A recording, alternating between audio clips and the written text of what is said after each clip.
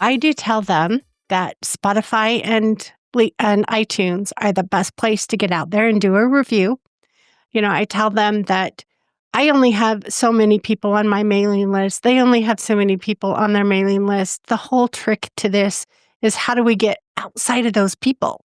We can ask them to share an episode, but that the guests can't do other than with their audience. So I ask them to leave a rating and review. So I just say, Spotify just lets you do a rating. Link iTunes. I don't know why I want to call LinkedIn today. iTunes, you can leave a written review, and those are so special. I also tell them if they don't use one of those two systems, rate wherever they're at, because any podcast player, when they notice that you're getting listened to and liked, they're going to promote you because they're going to keep you on the platform. So wherever they are, follow the show helps. But I do. And I don't have tons. I don't know what tons of rating and reviews are.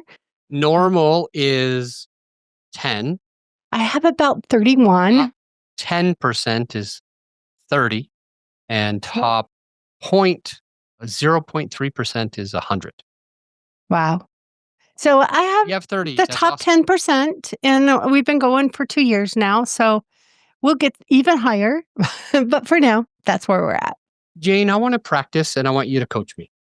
Okay. So this is me telling my guest that they should rate and review the show, and it's not going to come across as a completely selfish thing where, oh, he just wants me to rate and review his show. What a selfish a-hole. So I'm going to try it. I'm going to try it your way, and you just tell me what I could do better.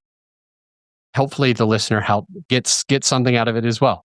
So I'm going to pretend like I'm interviewing you, and we're just in the pre-interview. One thing that wait, I've got a question. When do you ask them to do this? At the very end after. It's while you're talking?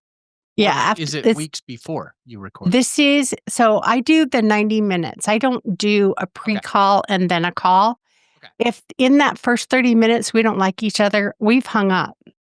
Yeah. So I've done that a few times, and I encourage the listener, another podcaster, to do that as well. I love that. Okay. So this is in the part of the interview, and the listener could take that where it's a pre-interview as a different time, or they could take it as, hey, I'm doing my today's checklist. Yes. And as part of this checklist, here we go. Jane, one thing that is going to help you get in front of the most amount of people is going to be to rate and review the show just with an honest rating and review, whatever you really think about the show. You could do that on iTunes or Spotify if you have them. If not, do it wherever else you've got that. Here's the thing. You only can get as far as your email list. I can only usually get as far as my email list. The people that are already listening are going to listen. And if you want even more people to check out this podcast episode to gain you more traction, one thing you can do is give an honest rating and review of the show. That'll boost the show's analytics, and that will help you and your podcast get in front of even more people than are listening today. I think you did perfect. Okay. Awesome. You even went into more detail than I do. So, okay. But I would say close to 50% of my rating and reviews are my guests. So it's helped. Yeah, definitely. I like that. And then you end with asking them if they have any questions for you? Yes. Yeah. Like it's like, I'm sure, I try to answer all the questions I think are coming, but do you have any questions at this point? And is that ever a bad thing? Can anything bad come or awkward come from you saying to your guest, do you have any questions before we start? It hasn't so far. People have asked me, why do you do this? What is it? And they're all good questions. They're all getting to know each other better. And if you just look at it as they're just trying to understand, that's opening the door for them to feel comfortable. So to me, it's important. Wait, you said comfortable with 4 syllables. I thought are you a 4-syllable or 3-syllable comfortable? Must be 4. Comfortable.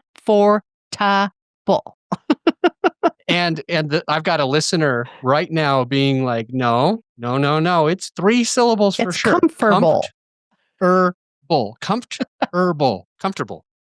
Well, egg, leg, those are 2 different things. Eggs Egg, and legs, legs, egg and egg, egg and egg and egg, egg." egg.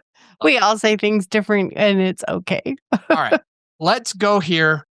Would you speak with the listener for a minute to 2 and just say things that we should put on our checklist?